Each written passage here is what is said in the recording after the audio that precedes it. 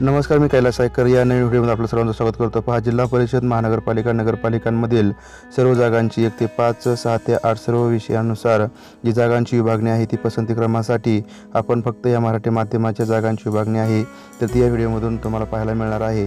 तर ही जी विभागणी आहे तुम्हाला पसंती क्रम देण्यासाठी फायदेशीर ठरणार आहे। तर हा व्हिडिओ शेवटपर्यंत पाहत राहा आणि व्हिडिओ आवडल्यास नक्की लाईक करा।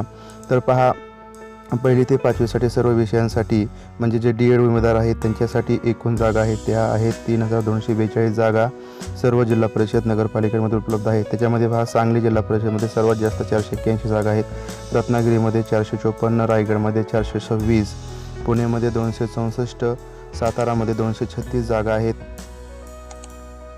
नाशिकमध्ये 235 जागा आहेत, पालघरमध्ये 203 जागा, औरंगाबादमध्ये 131 जागा, कोल्हापूरमध्ये 124 जागा आहेत, गडचिरोलीमध्ये 105 जागा आहेत, जालनामध्ये 100 जागा आहेत, यवतमाळमध्ये 97 जागा आहेत, पिंपरी चिंचवड महानगरपालिकेमध्ये 90 जागा आहेत, सांगली मिरज महानगरपालिकेमध्ये 53 जागा आहेत, नवी मुंबई महानगरपालिकेमध्ये 36 जागा आहेत, नंदुरबार जिल्हा परिषदेमध्ये 28 जागा आहेत, चंद्रपूर महानगरपालिकेमध्ये 24 जागा आहेत, बुलढाणामध्ये जिल्हा परिषदेमध्ये 15 जागा, अमरावतीमध्ये 14 जागा, चंद्रपूरमध्ये 13 जागा या इयत्ता 1ली ते 5वीसाठी आहेत, शिरपूर नगरपालिकेमध्ये 13 जागा आहेत, विटा नगरपालिकेमध्ये 10 जागा, कराड नगरपालिकेमध्ये 8 जागा, धुळे 8, करमाळ नगरपालिकेमध्ये 6 जागा आहेत,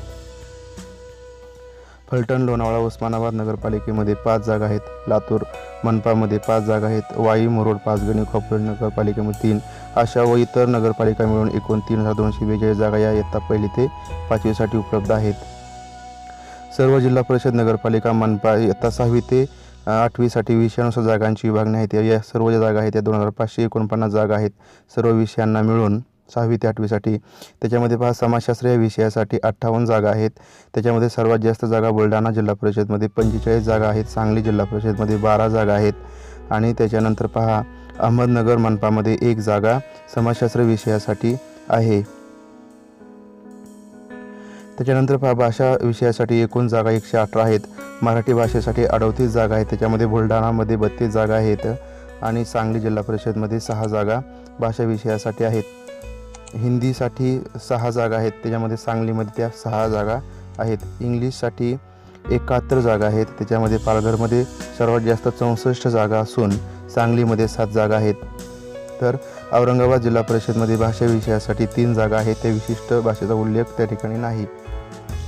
त्यानंतर पहा, गणित विज्ञान विषयासाठी सर्वात जास्त जागा आहेत पहा 2373, त्याच्यामध्ये परभणीमध्ये 296 जागा आहेत, सिंधुदुर्ग जिल्हा परिषदमध्ये 287, रायगडमध्ये 210, रत्नागिरीमध्ये 205, सोलापूरमध्ये 142 जागा गणित विज्ञान विषयासाठी आहेत, त्याच्यामध्ये औरंगाबादमध्ये 138 जागा, कोल्हापूरमध्ये 126 जागा, सातारामध्ये 123 जागा, सांगली जिल्हा परिषदमध्ये 115 जागा, पालघर 96 जागा आहेत पहा, भंडारामध्ये 94 जागा, बुलढाणा जिल्हा परिषदमध्ये 92 जागा, पुणे महानगरपालिकेमध्ये 90 जागा आहेत, जालनामध्ये 66 जागा आहेत, गोंदिया जिल्हा परिषदमध्ये 58 जागा आहेत, त्याच्यामध्ये जळगाव जिल्हा परिषदमध्ये 53 जागा, पुणे जिल्हा परिषदमध्ये 51, पिंपरी चिंचवड महानगरपालिकेमध्ये 37 जागा, नांदेडमध्ये 34 जागा, हिंगोलीमध्ये 30 जागा उपलब्ध आहेत, मुंबई महानगरपालिकेमध्ये 19, उस्मानाबाद नगरपालिकेमध्ये 9 जागा, तासगाव नगरपालिकेमध्ये 1 जागा, सोलापूर मनपामध्ये 1 जागा।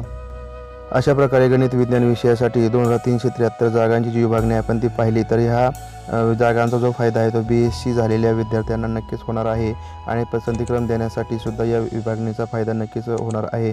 तर आपण D.Edच्या ज्या जागा आहेत त्यांची विभागणी आपण केलेली आहे, त्याचाही फायदा विद्यार्थ्यांना पसंतीक्रम नोंदवण्यासाठी ज्यावेळेस होणार आहे।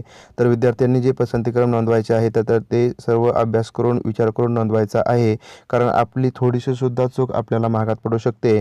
तर आपण याच्यानंतरचा जो व्हिडिओ आहे तो जातवार ज्या जागा आहेत त्यांची विभागणीवर पाहणार आहोत। तर हा व्हिडिओ आवडला तर नक्की लाईक करा, अशाच प्रकारचे व्हिडिओ पाहण्यासाठी चॅनल सबस्क्राईब करा। भेटूया पुढल्या व्हिडिओमध्ये, तोपर्यंत धन्यवाद।